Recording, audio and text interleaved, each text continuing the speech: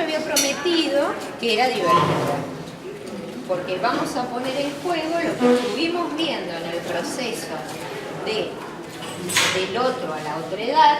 Recuerden que en la línea del tiempo había una flecha que se movía, y sobre todo con esos conceptos que yo les dije que tomaran nota la primera clase y los tuvieran como herramienta, los 4, ¿los recordás? ¿Cuáles eran?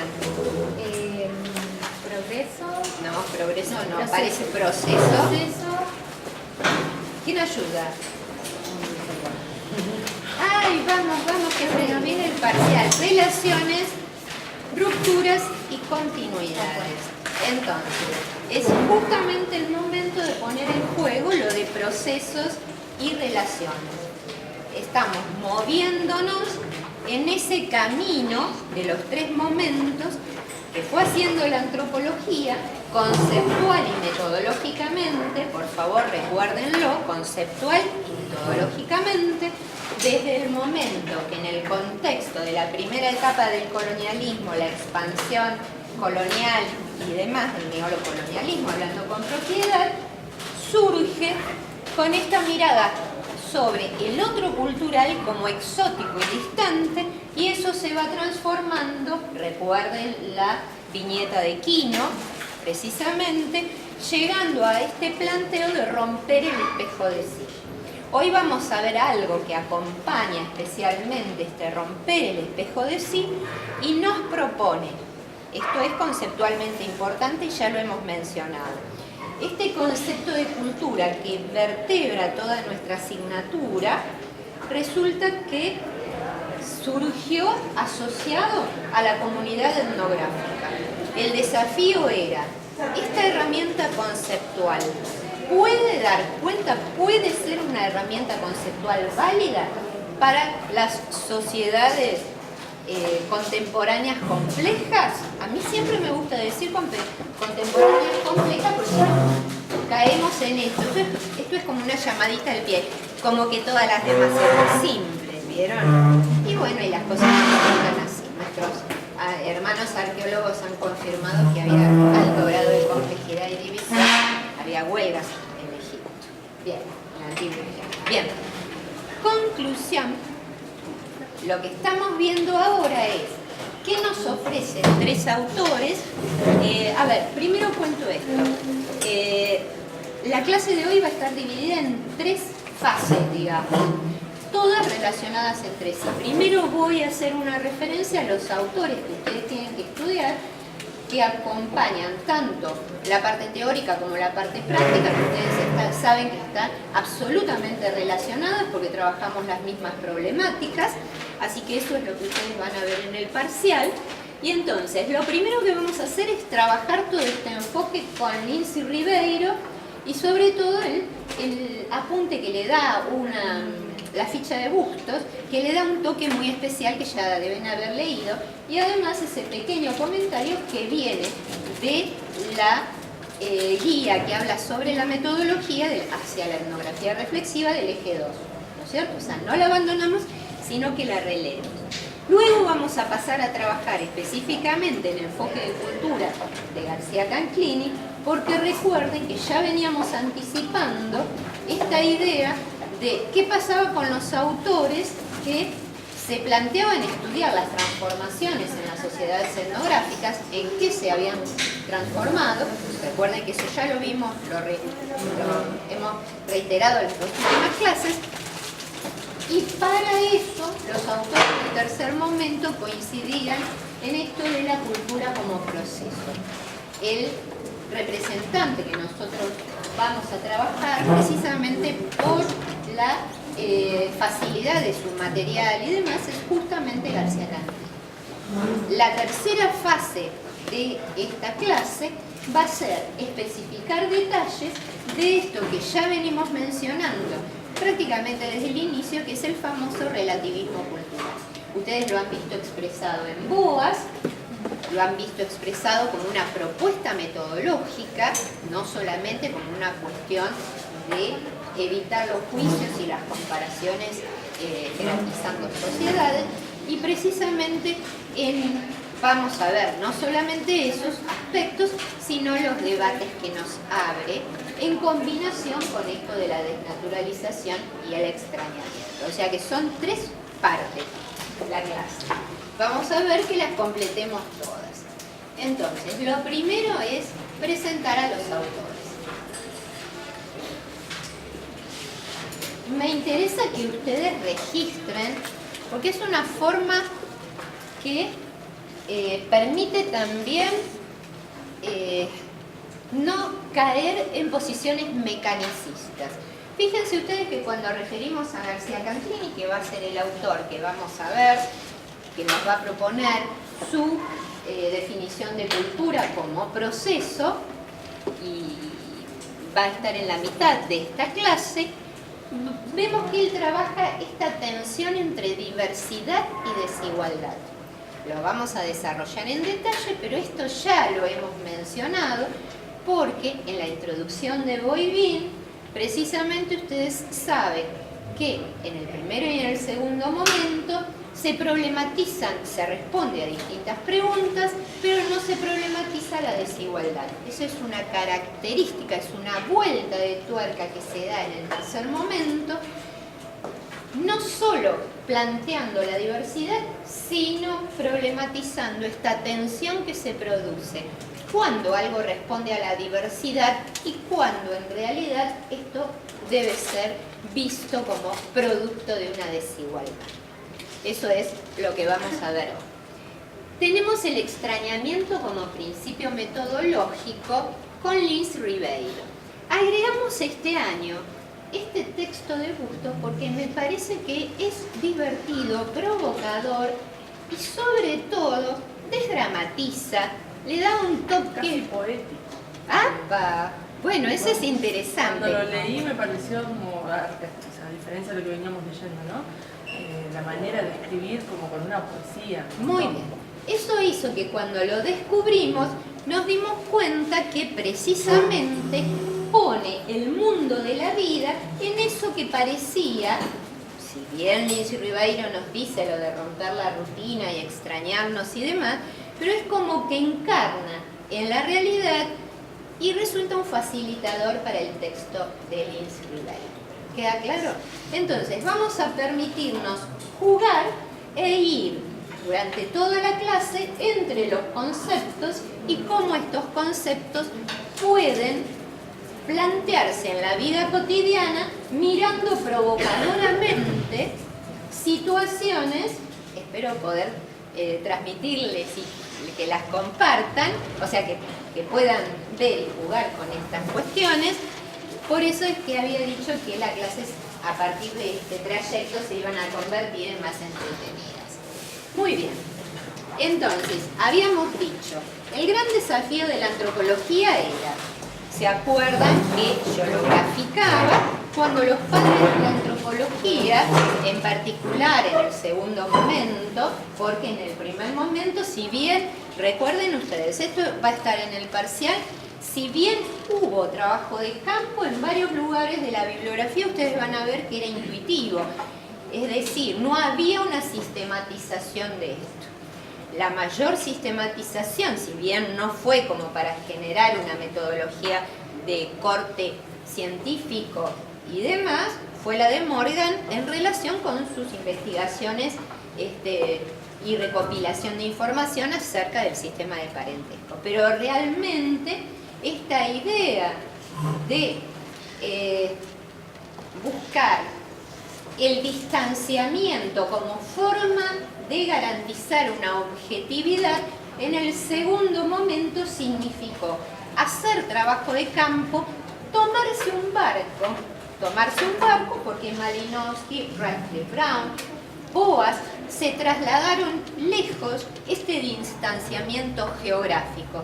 Se suponía que con esto estaba garantizada no solamente esta idea de lo exótico, lo lejano, sino también la objetividad. Entonces, ¿cuál es el desafío para el tercer momento? A partir de los años 80 empieza, y un poco antes también, con mucha fuerza, ¿puede la antropología estudiar su propia sociedad? Por eso, Fíjense ustedes que ya han leído el texto de la etnografía reflexiva. Ha sido todo un movimiento teórico y metodológico de maduración de este abordaje, que obviamente es un abordaje cualitativo. Entonces, el desafío de etnografiar la propia sociedad tiene que recuperar todo eso que se planteó anteriormente, con algunas cuestiones que serían criticables, digamos, objeciones que se podía hacer y otras que significaron avances. Por eso ustedes van a tener en el parcial, alguien le va a tocar esta cuestión de, bueno, ¿por qué se lo reconoce a Boas el padre de la etnografía? ¿Y qué pasa con la observación participante? Pero ahí había que darle una vuelta. Entonces, la vuelta la tenemos por parte de este autor que nos plantea el extrañamiento. Entonces, el extrañamiento es un movimiento y es una actitud de conocimiento. Ahora van a ver qué ocurre.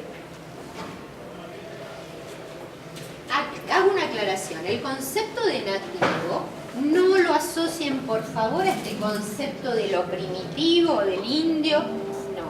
Si uno estudia una comunidad, en el caso yo trabajo en mi tesis con la construcción del espacio escolar, los nativos serían los que pertenecen a las instituciones escolares y al sistema educativo de provincia, por más que todos compartimos la misma ciudad.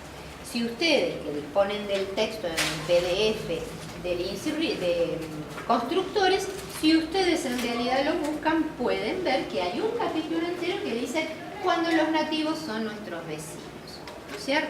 Entonces, el desafío es ese. ¿Cómo hace la antropología que ya no se va a tomar el barco para producir el distanciamiento, sino que la propuesta es hacer un distanciamiento metodológico y cognitivo, ¿no es cierto? Bueno, entonces, son dos momentos, pero de un mismo proceso. Convertir lo familiar en exótico y lo exótico en familiar.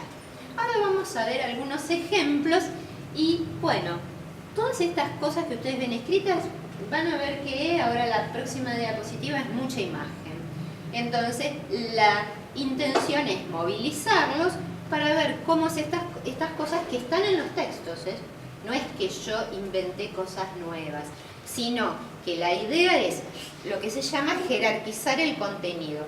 Porque a veces, la otra vez me quedé, aprovecho ya que lo están grabando a mencionarlo, la otra vez un alumno que rindió final dejó un apunte olvidado, que estaba subrayado, estaba resaltado.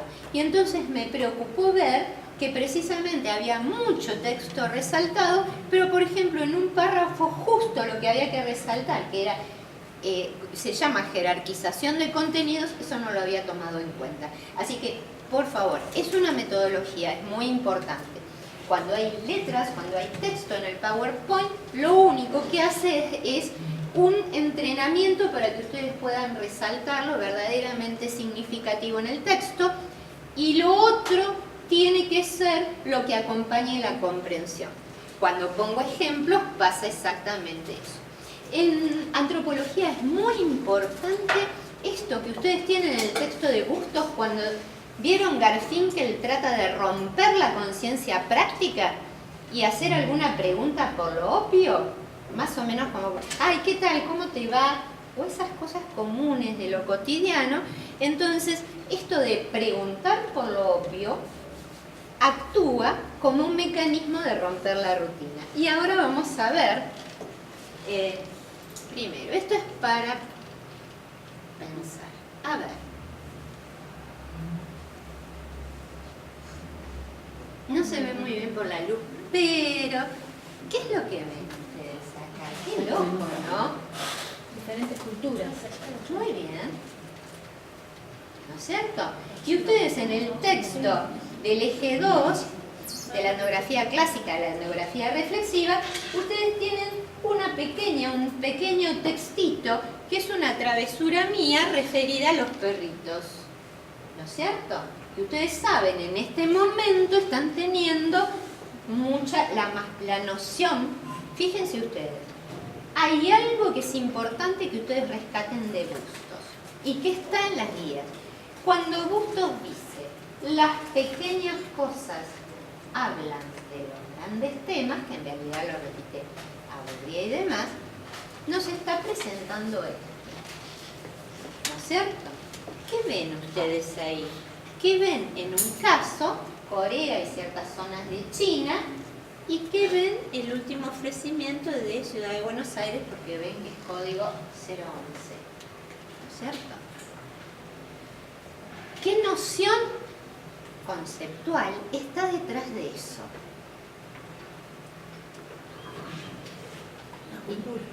Sí. Pero para la mirada del antropólogo, dentro de la cultura, ¿qué aspecto? Es fácil ver. Acá, ¿qué es este perrito? ¿Una qué? Una mascota. Una mascota. Mientras que en otra cultura Es alimento. es alimento. Ven ustedes que ahí están frente a dos conceptos. Por un lado, el concepto, por eso yo siempre digo, hay mucha bibliografía nacional e internacional de antropología de la alimentación, porque lo primero que hay que pensar es, para alimentarnos, lo primero que ponemos en juego no es el cuchillo y el tenedor, sino un concepto de qué es alimento, ¿cierto? Bueno, sobre esto hay un montón de cosas.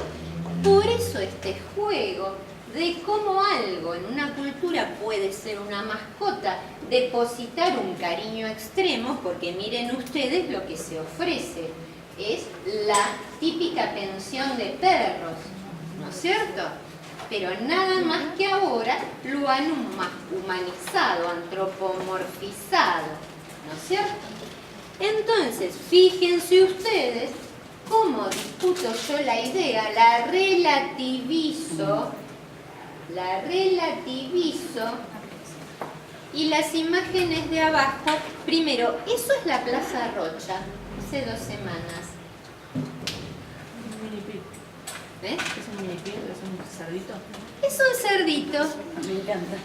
Entonces, ustedes se dan cuenta que había una chica con su hijo y el niño se lo regaló su papá.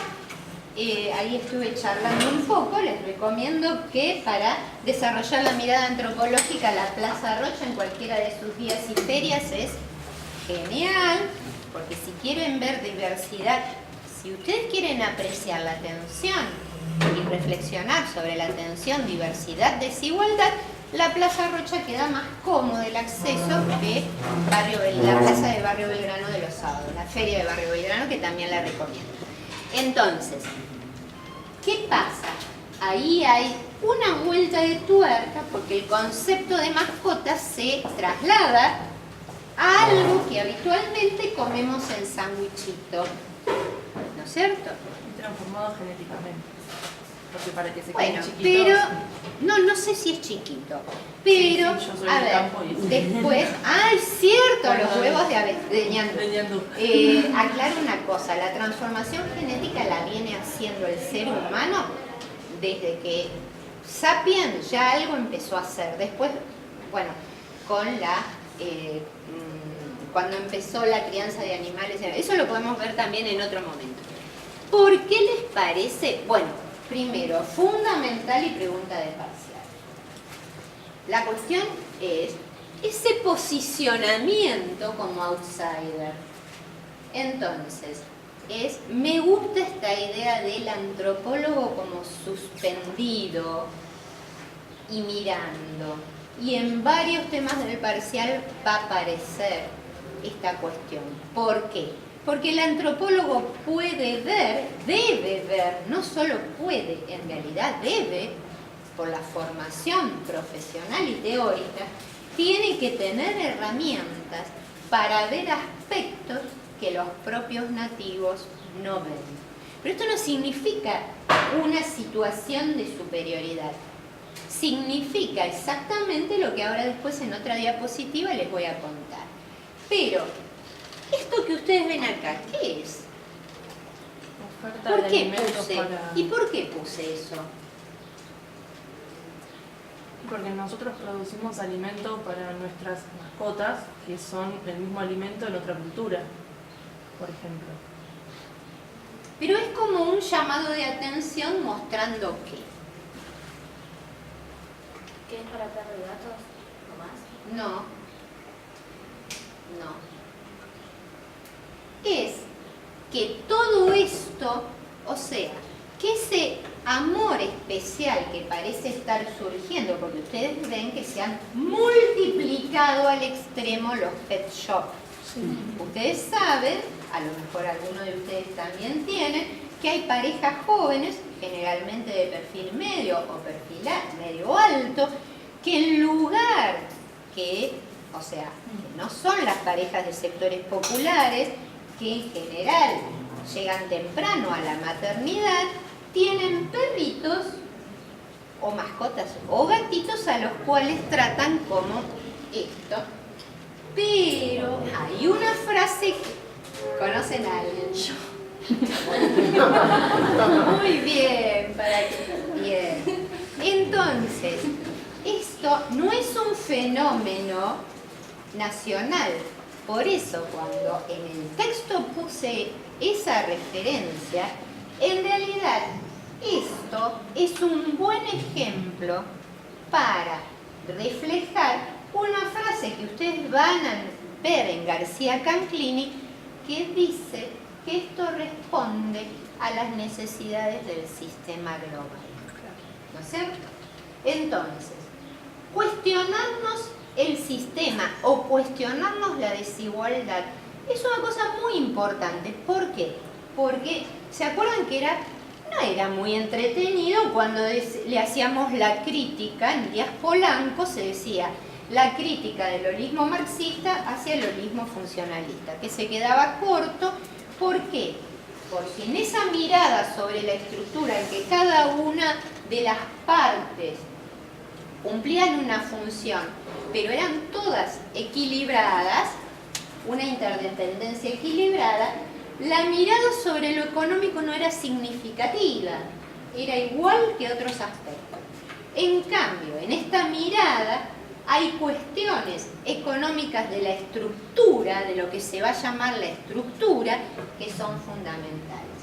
No podemos entender en forma completa el fenómeno, no podemos explicarlo si no miramos esto, ¿cierto?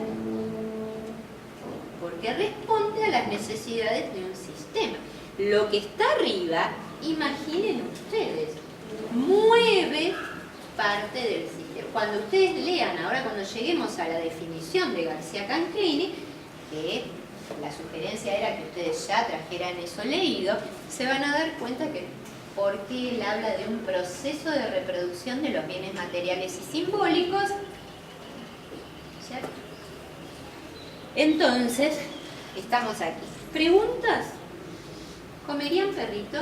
No. ¿Cierto? Bien. Por ahí si no lo sabe uno puede ser. Claro.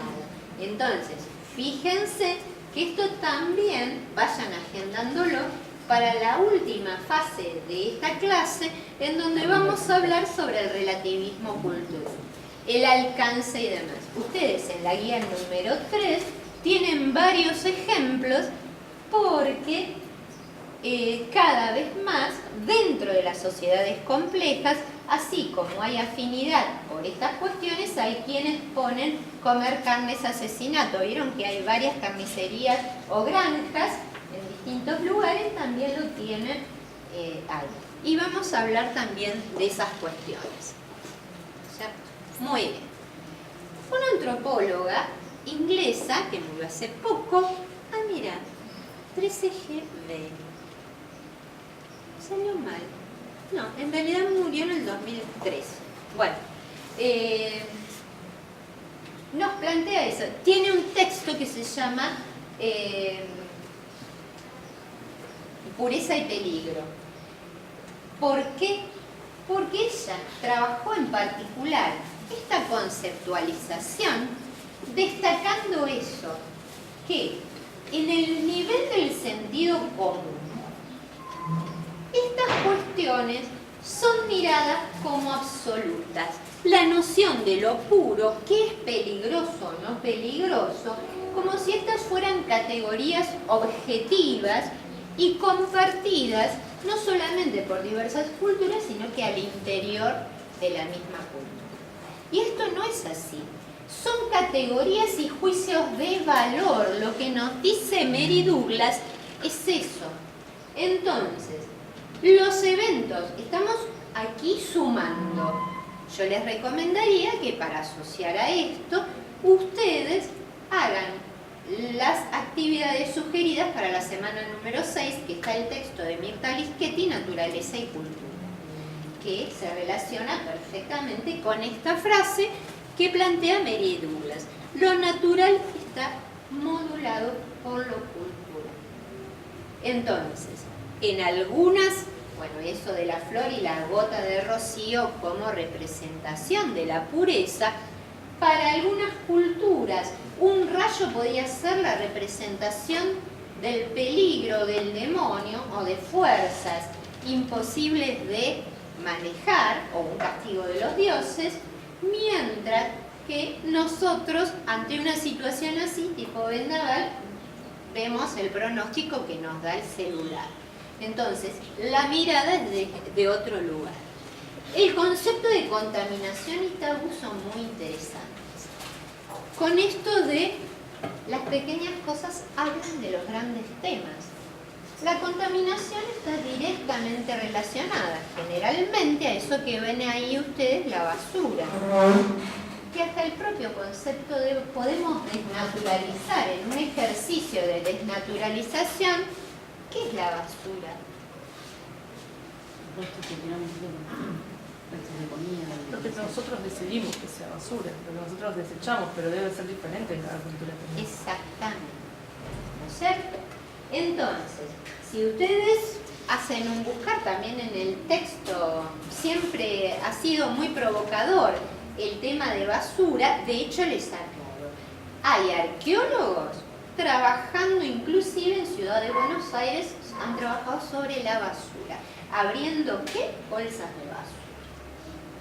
En Estados Unidos, con esto de los huracanes, Walmart contrató arqueólogos especializados en estas cosas, porque aunque les parezca mentira, pero una chica de mi equipo de otra cátedra, o sea, no mentira, pero les parezca curioso, han trabajado estudiando una letrina antigua en Ayacucho. Algo parecido a lo que hacen los arqueólogos urbanos. La basura habla y da cuenta de los estilos culturales de un grupo, ¿no es cierto? Piensen ustedes que para los arqueólogos es algo muy valioso. En la actualidad también, Walmart, más allá de lo que declaran las personas, así investigó que una de las cosas que más consume la gente cuando hay aviso de ¿cómo se llama? Tornado, allá, es cerveza. ¿No es cierto? Cerveza. Entonces, ¿cómo lo logró? Contratando arqueólogos para que realmente indagaran en eso. Exacto, que es genéricamente lo que consumían, ¿no es cierto? En situación de aviso de tormenta, de huracán. Entonces, esta noción de qué es lo contaminado, en un punto del texto, algo de 54, 94, una página con 4, hay una referencia muy interesante de lo que significa exotizar lo cotidiano, porque no hay que poner lo raro, lo exótico afuera. Esta es una foto que parece terrible de un barrio del Cairo que se llama Garbage City. Importan basura y la procesan, así como la ven. ¿Cierto? En cambio, entonces, la idea de este proceso de extrañamiento y familiarización que hace que el antropólogo vea esto como outsider, no es que digamos, ¡Qué horror! ¿Cómo contamina? ¿Cómo hace? ¿Cómo trabaja esta gente? Y después pasamos, que debe andar por ahí, esto es el basurero perenne que tenemos atrás del complejo. ¿Se dan cuenta? Entonces, el mismo movimiento teórico, conceptual, el antropólogo lo tiene que hacer con el basurero de la vuelta, este que tenemos acá perenne, y no ver como cosa extraordinaria la basura en Garbage City. ¿No es cierto? Por eso decimos que el distanciamiento no hace falta que sea geográfico, no hace falta que yo para ejercer la antropología y la mirada antropológica me tome el avión y entonces sí, en el Cairo voy a poder ver esto, sino que también me puedo dar vuelta y problematizarlo desde allí. ¿Queda claro? Por eso es que se dice que es un movimiento cognitivo conceptual. Eso de poder exotizar lo cotidiano, lo familiar. ¿Cierto? Bien, se dan cuenta que para algunos grupos, aún en nuestra sociedad, andar de a 3 sin casco en una moto puede ser considerado riesgoso y por otros lados, en otras personas, no. ¿No es cierto? Entonces el riesgo no es una categoría objetiva. Lo que va a mirar la antropología, por eso mismo, es esa cuestión de la conciencia práctica que nos relatan Liz Ribeiro y Bustos tan graciosamente. Muy bien, esa es una referencia que me parece interesante. Conocemos culturalmente y van a ver que en el siguiente bloque de la clase vamos a ver qué nos dice también García Campini respecto de esto, de la cultura. Porque nosotros conocemos, y conocemos a través de poner en juego las categorías,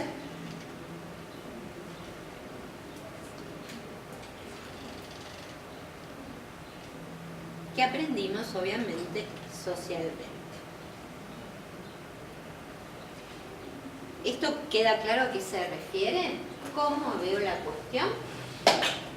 O sea, nosotros, si alguno de ustedes, a ver, no sería fácil que alguno de nosotros nos adaptáramos a trabajar. Yo he trabajado en Barrio Las Heras, donde mucha gente va al previo. Generalmente le dicen previo, no predio de disposición final de residuos. No es fácil trabajar allí porque hay que bancarse el olor, hay que bancarse estar entre todo eso que culturalmente en general los grupos están preparados para decir, ay, no toques eso, que es basura, aunque haya sido la cáscara de la mandarina que 2 minutos antes la tiramos en la bolsita, ¿no es cierto? Cuando la teníamos acá, la parte de la mandarina, 2 segundos después cambia de categoría y sobre todo, como plantea Mary Douglas, adquiere también el carácter de contaminado, ¿no es cierto? Solo por estar en la categoría de basura. No sería para nosotros muy fácil trabajar en ese contexto. Eso quiere decir que eso está tamizado, atraviesa el proceso de socialización.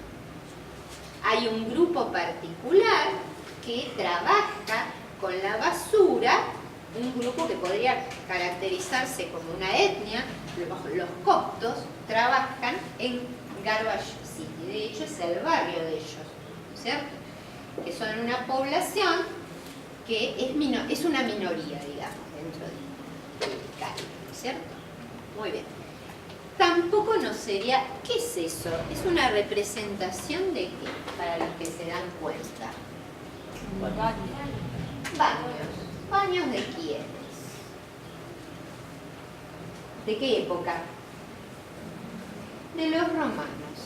Por eso siempre se puede decir que los romanos, aunque sus herederos los italianos, son expertos en baños, arte, diseño, Milán, ferias y demás.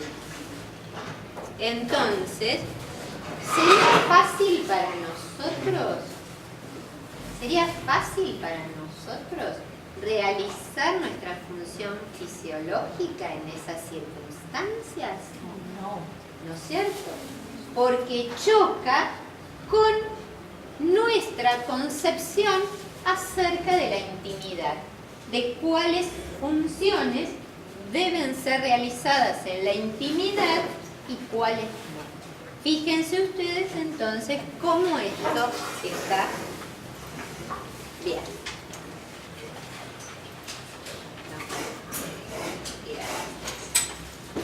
Muy bien.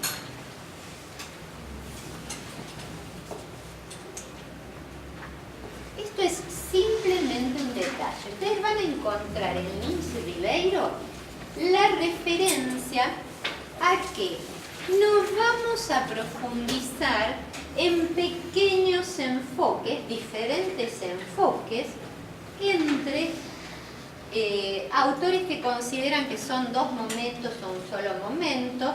En particular, la cátedra prefiere seguir a Lins Ribeiro y a Da Mata. En realidad hay poca diferencia estas cuestiones, igual que otras discusiones respecto a lo que van a ver con más desarrollo el año que viene en sociología, las posturas en ciencias sociales objetivistas y subjetivistas. Por eso es que, tal y cual se plantea en Lins Ribeiro como en Bustos, este concepto de conciencia práctica que propone Giddens es una herramienta válida para atravesar y facilitar las explicaciones sobre qué trabaja el antropólogo. El antropólogo cuestiona, problematiza la conciencia práctica. ¿Sí? Y entonces, esto simplemente nos orientamos son dispositivos metodológicos que ahora lo voy a trabajar con la otra diapositiva con un ejemplo que creo que fue un regalo del azar, de la coincidencia, ¿no es cierto? Bueno, esto es lo que acabo de decir. Bien. ¿Puedes poner 2 segundos? Ahí está. Yo por eso sugerí algo. Y siempre piensen que lo digo para facilitarles el aprendizaje. Las clases conviene hacerlas con las guías, con la guía y el material, porque es mucho más fácil estar marcando y anotando en la propia guía, ¿no es cierto? Bien, todo esto es lo que ustedes tienen acá, lo van a encontrar. Estudiamos la conciencia práctica, tiene estas cosas: confianza, previsibilidad. No hace falta estar explicando. Ven ustedes que en el ejemplo que deben haber leído de Garfinkel, cuando rompe la rutina y hace algún, ustedes lo llamarían acting, alguna de estas cosas como para poner en jaque al otro que tiene la expectativa de que la respuesta sea esa. Bien, les voy a contar un suceso muy para mí encantador, porque me regaló un ejemplo para la clase que creo que va a servir durante varios años. Hace 2 años, en la misma cátedra, pero en la carrera de sociología, en la segunda clase creo que era, allá tengo un aula que no tiene toda esta disponibilidad tecnológica que tenemos acá. Entonces subía al último piso con computadora, cartera, el bolso con el cañón, la zapatilla larga, el cable colgando, todos los bártulos y un llavero así, que es un disquete viejo con un manojo de llaves para abrir la reja. Subo con todas esas cosas hasta, son como 4 niveles, intento, no funciona, me doy vuelta y digo al grupete de alumnos, la joven que tenía al lado, que me ayude con la llave, siga probando, porque a mí se me caían los cables, todo. Y entonces la joven se da vuelta y dice: un varón y un varón. Muy machista. ¿Qué más? Sigue la sociedad. ¿Qué hacía qué estudiando, más? no? Con ese concepto se hubiera quedado en la casa. Ah, Claro. Y sí. no, aparte al sí. revés, está en el lugar correcto. Para reflexionar, no la mandes así, pobre criatura, no. No, y aparte que la veía a usted que por dar clases y por todas las cosas y no la va a ayudar. A ver, vamos a tratar de pensar como antropólogos y con esta frase que, porque recuerden que Bustos nos facilita lo de la conciencia práctica. ¿Qué puso en juego esta joven? ¿Pensó o actuó en la conciencia práctica? Y actuó condicionada por los preceptos sociales. Macanudo. Entonces, como dice Rosa Bustos, las pequeñas cosas hablan de los grandes temas. Esa joven, que después pasó a la historia, en el grupo, muy probable, 4 semanas después, acompañar a la marcha que se hizo, era el año que se hizo la marcha acá, que hubo tanta debate y problemas y demás. Pero si ustedes me dicen, para poner en evidencia la cuestión de género, ¿qué es más contundente o qué me muestra más lo estructural de la reproducción del sistema que van a estudiar las clases siguientes, ya dentro de poco, sexo-género? La marcha que hace pintadas y pone, o la joven diciendo un varón. ¿Por qué? ¿A qué refería esa joven? Y acá ya hay algo que les va a venir bárbaro para cuando veamos género y parentesco con Durkheim. ¿Qué pasaba? ¿Qué mostraba la actitud de la joven? Y que el discurso, en este caso por la igualdad, no denota igualdad en todos los Bien, campos. a ver, obviamente, pero que hay un sistema en el cual asigna determinadas tareas a los varones, o sea, estaba refiriendo a una división del trabajo. Estaba refiriendo a la división sexual del trabajo, porque no dijo, mayoría de mujeres, no dijo, che, dale a yo, o tené, ¿no es Sí, cierto? o alguien que tenga idea de esto, podría haber sido una mujer o un hombre en todo caso. Pero ella apuntó a un varón. No dijo, a ver cómo repartimos la fuerza, quién prueba, era probar llaves. ¿Entienden? Comodidad capaz. Bueno, pero fíjate el posicionamiento, nos está hablando lo mismo que ustedes van a ver en el racismo, de un orden, de una clasificación. Entonces, si ustedes se preguntan cómo se construyen los varones y las mujeres, podemos empezar ahí, tal cual. Pues podemos hacer reclamos, pintar, hacer todo. Un claro ejemplo de eso son los juguetes. Que se le dan a los chicos. Totalmente. ¿No es cierto? Para los varones son juguetes que son de aventura, de descubrimiento. Exactamente. Para las mujeres son bebés, cosas para De limpiar, resolución. planchar. Entonces, el que podía resolver, ¿se dan cuenta cómo se puede aplicar y se puede exotizar lo cotidiano? Y además no solo exotizar lo cotidiano, sino ver las cuestiones estructurales a las cuales refiere. Porque no es que yo dije, vos estuviste dura y vos ya la querías volar. O sea, el comentario no fue, y esta piensa como Susanita. No, sino poder ver que así como en el caso de las mascotas, detrás hay un sistema de consumo al cual le conviene, ¿no es cierto? Acá también hay una asignación de tareas en el marco de un sistema, ¿sí? Entonces, eso, ¿vieron cómo se puede hacer antropología? O sea, aplicar la mirada antropológica en... ¿Quedó? Pegó, ¿no es cierto? Fue un regalito, ese evento fue un regalito. Muy bien. Bueno, esta imagen ustedes ya la habían visto. Entonces es muy simple. La mirada antropológica nos compromete. Una alumna decía, señora, no miro televisión igual. No, porque se supone que cuando leemos una revista, recomiendo particularmente, les viene bien. Miren, si ustedes agarran antes del parcial, tienen tiempo, parece que va a desmejorar de nuevo el tiempo, agarran la revista Elle y una Pronto o una Paparazzi, se hacen un picnic. Entonces, pueden ver todas estas cuestiones y ya van anticipando el próximo texto de García Campillo.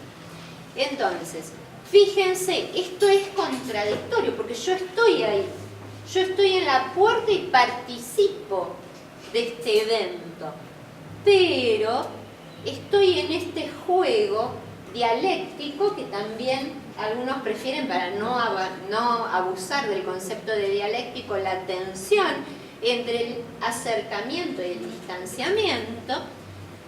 Entonces, en una sociedad diferente es fácil porque el antropólogo no participa de la conciencia práctica local, ¿no es cierto? Hay que descubrirla. Esa es una cuestión que en los viajes, en culturas que tienen algunas diferencias con las nuestras, es muy estimulante, digamos, ¿no? Es decir, cómo se camina, por dónde se va, cómo se piden las cosas, cómo se ubican las personas, ¿no es cierto? Pero, ¿se percibe de cualquier forma? No, se percibe con guías teóricas, ¿no es cierto? Es decir, el antropólogo no va solamente como persona, o sea, no va con su experiencia solo subjetiva, sino con su formación, y ahí tenemos que reconocer que Boas ya lo veía cuando planteaba esta cuestión del relativismo como un principio metodológico. Recuerden ustedes que habíamos dicho que él se problematizaba cómo calificaban y cómo veían los colores del mar y del hielo los esquimales, los indígenas, ¿sí?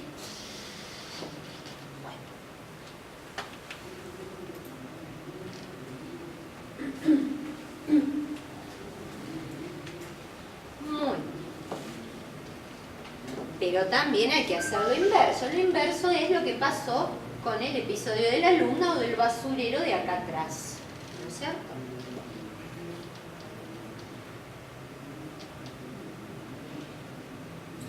¿Y qué hay que hacer? Mira, esto es justo para vos. Hay que desvincularse emocionalmente. Claro, porque no podemos ser valorativos.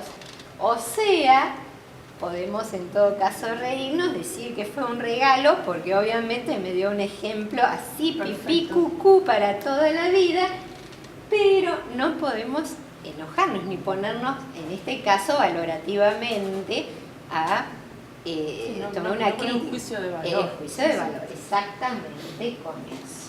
¿No es cierto?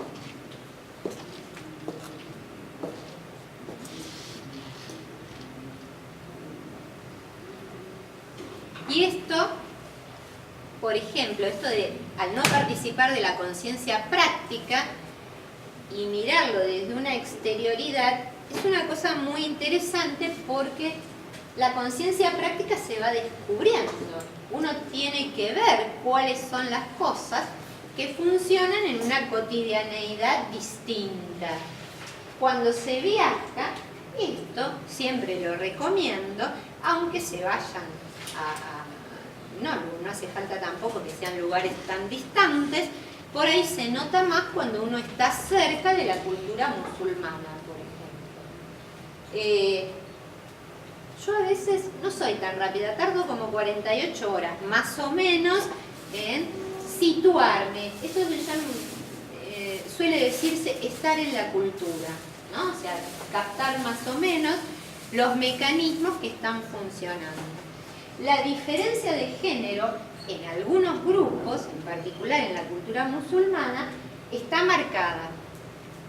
Por ejemplo, uno está acostumbrado en nuestro país y en otros países occidentales, no en México, que es algo parecido, pero por otros motivos, a subirse en un subte a cualquier vagón. ¿No es cierto? Eso no ocurre en la cultura musulmana, en donde los subtes tienen vagones para mujeres, para varones y mixtos. ¿Sí? En general, cuando yo viajo acompañada de mi hija, pierdo un poco esos detalles porque ella está muy alerta sobre eso. Pero esta conciencia práctica de dónde me tengo que situar en un determinado espacio, aquí no, las restricciones o los tabúes vigentes para determinados espacios, especialmente relacionadas a la cuestión de género, son las que integran estos pequeños detalles de la conciencia práctica, ¿no es cierto? Por lo tanto, es un aprendizaje.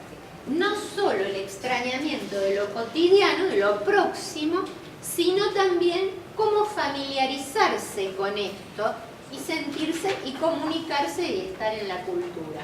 Donde una mujer, por ejemplo, nos metimos en un vagón mixto, entonces después que me retara, me di cuenta que una mujer me estaba dejando, porque iba a bajar con su marido, y nos estaba dejando un sitio seguro, sin hablar, en el vagón. O sea, un